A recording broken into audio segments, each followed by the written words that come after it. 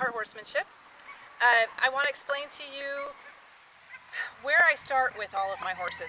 When I meet a horse, when I am getting to know one of my horses, whether it be client or one of my personal horses that I get in, I want to know them, and I want them to know me. So it's a greeting of sorts. The whole aspect, or there's a few different tasks to private eyes. Where I really want you to go with it is to start by going into the paddock, going into the pen with your horse, or go ahead and grab your horse out of its stall and put it in the round pen. And then I'd really like you to just go in and be with your horse. It's such a common human mistake, really, to want things rapidly. And so we go out and we get our horse and we take him in and we put him in the round pen. And what do we want to do? We want to get him to move. Let's go. Let's get him to move. Isn't that what the round penning is all about? Well, I want you to kind of think about it a little bit differently. I like to use my round pen for mental stimulus as well as physical activity, and in fact, probably more on the mental end of it. So just for a moment, take your horse into a nice enclosed area like that. Let him loose.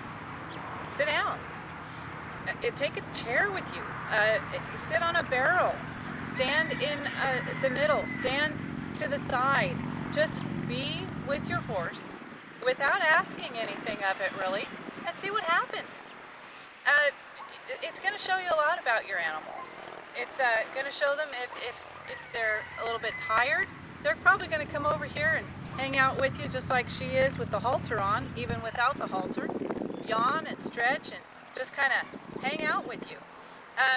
A more nervous horse, maybe one that hasn't had any kind of that experience, any kind of connection, is going to come into a round pen and probably expect to be moving their feet. So you could find yourself standing, not even looking at your horse yet, and have it be whizzing around in that round pen. So I just kind of want you to take that in. Be an investigator. Be a private eye. Go in there and see how your horse reacts to you when you actually don't give any kind of cue. When you don't offer any extra energy. Where's your horse's energy? Where's your horse's attention? When you're standing there, does it want to come join with you?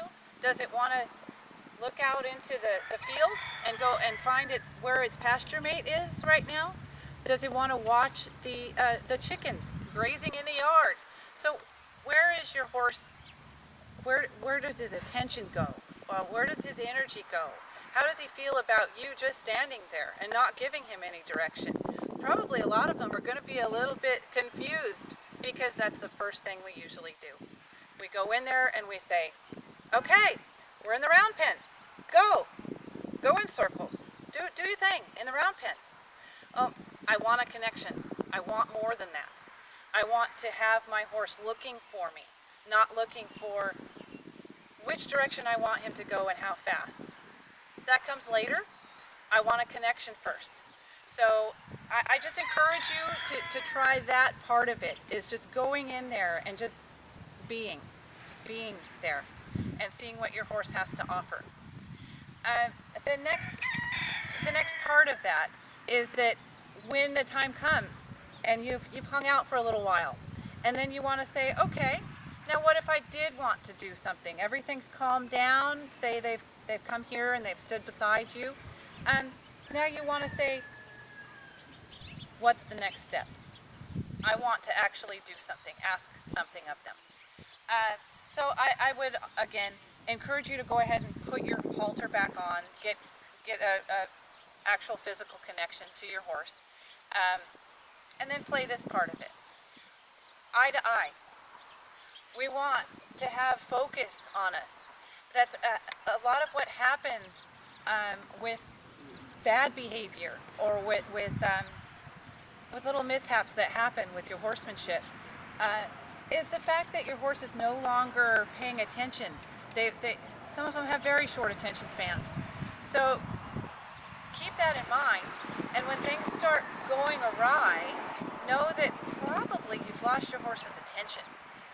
So the way to get that back is to figure it out between you and your horse. What I like to try to do is talk, a little bit of noise, a little bit of patting on my leg.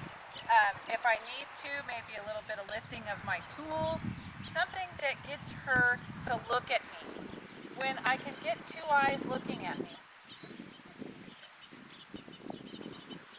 I can reward her for that and let her know that's the piece that I want right there. That's it. That's all I'm wanting from you, babe. Two eyes. I just want your attention. So that's again what I'm telling you is break it down into these pieces. Make it easier to practice. Make it easier for our brains to wrap around. Make it easier for them to learn it. And then we can put it all together and boy, we can put it together and make it look real snazzy. But taking it apart is our first job. And this is a major part of that. So she right there just went to look off to something over here behind me. And I want her to look back at me right now. So all I'm going to do is kind of move, see if I can just with the smallest movement get her attention focused back on me. So the way I play with this is a little bit at the disengagement. Good girl. So pushing that pressure on the hind quarter is usually going to get you the two eyes. When you put pressure back there and you say get your hind quarter away from me, pretty much if you use the common sense, you're going to get two eyes, or you're at least going to get one. So when you put pressure back here, it's an automatic response to them to kind of follow you with their eyes. They want to know what we're up to, which is good, but we want them to feel comfortable with it. We don't want to come in here with so much energy and so much pressure that they start getting a little bit jumpy about it. Like, what are you going to do? Well, what is next? Oh my gosh. That's not the trust that I want. I want the trust involved with it too. So again, the smallest amount of energy that I can do, good girl, to get her actually facing two eyes to my two eyes, full attention on me. So the way you can start, another way to start playing with that is actually coming in and asking for something else. Go back away from me. Go out of my area. She's still got focus on me. She's now focusing over here to my right. I'm going to step to my left. I'm going to say, take your focus off of that direction and bring it over to me. So it's kind of an opposite. If they're looking to their right, you're going to step to their left. You're always going to do the opposite to bring them away from that. You're never going to want to plead with them. You're never going to want to step into their eyesight and say, hey, hi, here I am. You're going to kind of step away and opposite. And then when they find you, you get to say, yay, that's great. Here I am. This is where I wanted you. Find me. So that's another way I kind of explain it is find me. Find me with your eyes. Find my eyes with your two eyes. Find me. So I do a lot of kind of moving around, then offering, facing up, and offering her to come and find me. Find me. Good girl.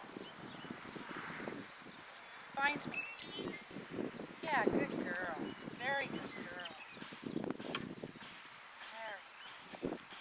Very nice.